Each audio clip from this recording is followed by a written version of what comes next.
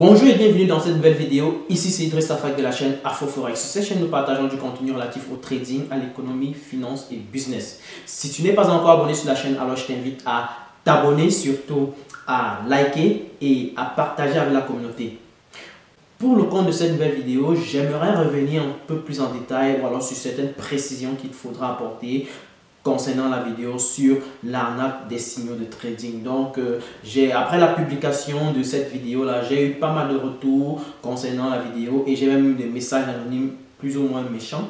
Et j'ai compris qu'en réalité, ça vaut le coup que l'on partage au maximum cette information afin de pouvoir contrer les personnes qui voudraient que la communauté reste sombrée dans la mauvaise information afin de pouvoir les arnaquer davantage. Donc du coup, il est important que l'on partage au maximum cette vidéo là et qu'on partage également cette suite-ci afin que le maximum de personnes puissent éviter de perdre de l'argent en allant s'accrocher à ce type de service là. Donc du coup, alors sans plus tarder, intro.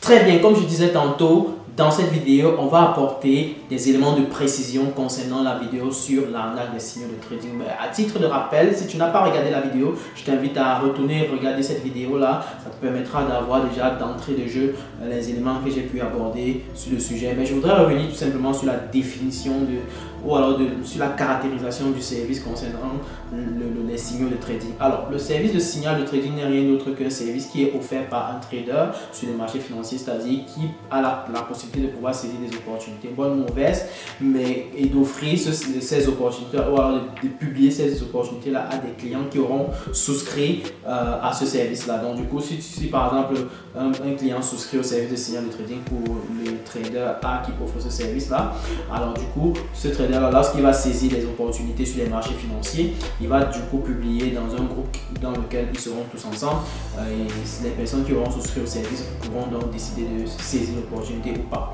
Donc du coup, j'avais rappelé dans la vidéo que il est important que tu saches clairement quelles sont les statistiques de la stratégie que adopte en fait ce trader là.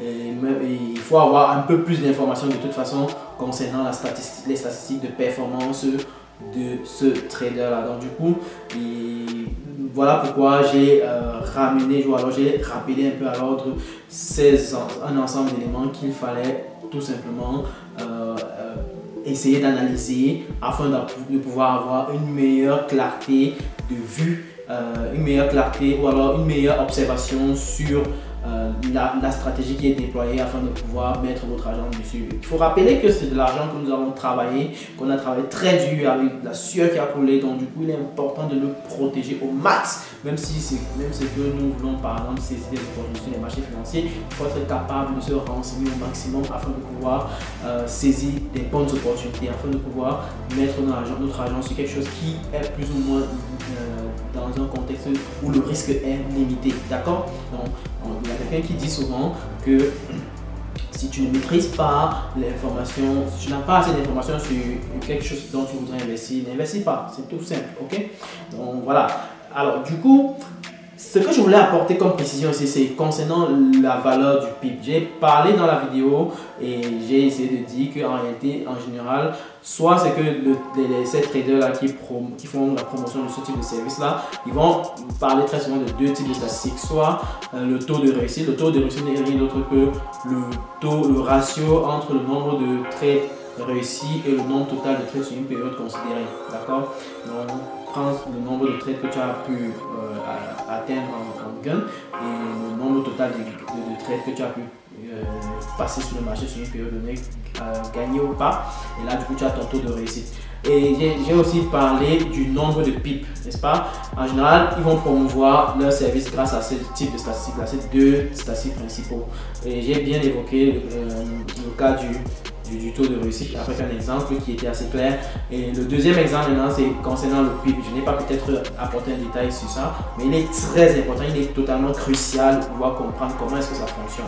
En réalité, lorsque tu vas en fait voir cette personne-là qui fait la promotion du service de signal de trading, il va te dire, nous faisons 1000 pips par semaine, ou alors 500 pips par semaine, ou alors 2000 pips par semaine. Ceci est totalement inconsistant, ou alors non significatif. Ok, alors du coup, pourquoi est-ce que je le dis? En réalité, la valeur du PIB va varier en fonction du risque que tu voudrais exposer sur la valeur d'un PIB va varier en fonction du nombre de lots que tu vas devoir placer lorsque tu places un ordre de marché ou alors un ordre d'achat ou de vente. En réalité, le nombre de lots va te permettre de définir en fait la quantité que tu achètes ou que tu vends. Et pour pouvoir définir cela, tu vas faire usage en réalité du levier, tu vas faire usage de la marge qui va être disponible qui va être défini par ton broker afin de pouvoir te permettre de soutenir le trade qui va être passé. Et il y a également il va falloir maintenant calculer le montant d'argent dont tu es prêt à exposer afin de pouvoir placer cet ordre d'achat ou de vente. Ok, donc le montant d'argent que tu es prêt à risquer.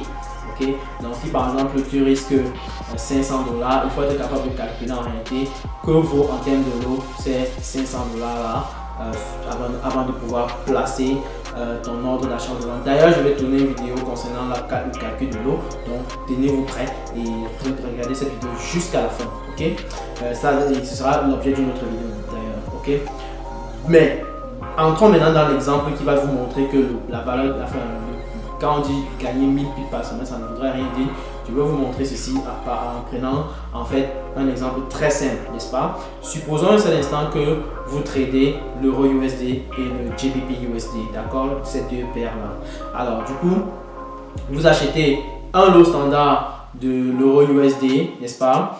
Et vous allez réaliser en fait, vous parvenez à gagner en fait 40 pips. Donc c'est-à-dire votre gain, vous avez placé le trade sur l'euro USD, vous avez gagné 40 pips, le trade est allé en gain, vous avez gagné 40 pips. Et en lot standard, ça va faire quoi? Ça va faire un lot standard fois 40 pips. En lot standard, lorsque tu trades en lot standard, en réalité, un pip vaut 10 $ pour l'euro USD. Ok, du coup, quand tu gagnes 40 pips, en réalité, tu gagnes 40 fois 10 $ qui fait 400 $. Ok, donc tu as gagné 40 pips avec l'euro USD, n'est-ce pas? Maintenant, imaginons un seul instant que tu trades maintenant au même moment le GBP USD, n'est-ce pas? Si tu trades le GBP USD et que tu vises 100 points, n'est-ce pas? 100 pips, pardon. Si tu vises 100 pips et que tu perds, supposons un seul instant maintenant que tu as tradé en mini lot, n'est-ce pas? Quand tu trades en mini lot, en fait, un pip vaut 1 $. Ok? Et là, du coup, en tradant le GBP USD et en perdant les 100 pips, tu perds en réalité 100 pips fois 1 $, donc tu perds 100 $. Ok? Donc, du coup, on voit bien que ici, si on totalise tes trades que tu as fait pour la journée, tu as tradé l'euro USD, tu as gagné 400 $, mais tu as gagné 40 pips pour ce trade là. Et le GBP USD, tu as perdu 100 $, mais tu as perdu en termes de pips moins 100 pips, n'est-ce pas? Et là, du coup, quand on fait le total, en réalité, quand on fait le total en termes de nombre de pips gagnés, on va faire 40 pips moins 100 pips. C'est-à-dire 40 pips que gagné de l'euro USD moins 100 pips de GBP USD, ce qui fait moins 60 pips. Et lorsqu'on fait en termes de monnaie, en termes de dollars, 400 $, moins 100 $, ça fait 300 $. On se retrouve dans un contexte où on a gagné 300 $, en fin de compte, mais on a perdu en fait 60 pips. Donc le nombre de pips, malgré le fait que le nombre de pips soit négatif, on est toujours en gain. Donc il faut faire très attention au fait que quelqu'un vous dit que hey, j'ai gagné 1000 pips, ça ne veut rien dire en réalité. Donc voici la preuve vivante. Donc je vous ai donné un exemple qui contre tout ça. Alors c'est la précision principale que je voulais apporter à ce sujet là. Et aussi, si vous ne maîtrisez pas en réalité la stratégie, vous allez avoir un problème de timing pour pouvoir gérer aussi les trades qui sont passés par ces les opportunités qui seront proposées par ces traders là. Donc du coup, il est important ici de pouvoir maîtriser par vous-même la stratégie. Voilà pourquoi il est important de se former, n'est-ce pas? Il est hyper important de se former, quel que soit ce que vous allez faire plus tard sur le marché. Ok, donc voilà, c'est la précision que je voulais apporter. J'espère qu'elle vous a plu et je vous invite naturellement à liker si elle vous a plu, à partager la vidéo au maximum parce que ça va permettre d'éviter vraiment un carnage, d'éviter vraiment que beaucoup de personnes puissent encore perdre de l'argent. Donc prenez cet exemple, si ça ne va pas, mettez pause, retournez la vidéo, regardez encore le calcul que j'ai effectué, ça va vous permettre véritablement de comprendre que la valeur du PIB ne vaut pas la peine. Il y a pas mal de statistiques qu'il faut regarder et pas seulement cette information là, ok? Donc c'est une information qui ressort a posteriori et non a priori, ok? Et là du coup je vous invite à partager au max la vidéo, à vous abonner si vous êtes nouveau sur la chaîne et surtout n'hésitez pas de télécharger aussi le livret gratuit que j'ai rédigé qui est en description de la vidéo, qui vous permettra certainement de pouvoir éviter les erreurs de débutants. Donc ce sont les 6 secrets que j'ai pu identifier, les 6 leçons que j'ai pu identifier qui te permettront de pouvoir avoir un trading efficace. Donc voilà, va en description de la vidéo, clique sur le lien lié à cet effet, insère ton prénom et ton adresse email et tu pourras donc recevoir ton ebook gratuit dès maintenant. Et du coup, je t'invite donc à partager la vidéo et on va se dire à très bientôt pour une prochaine vidéo. Ciao!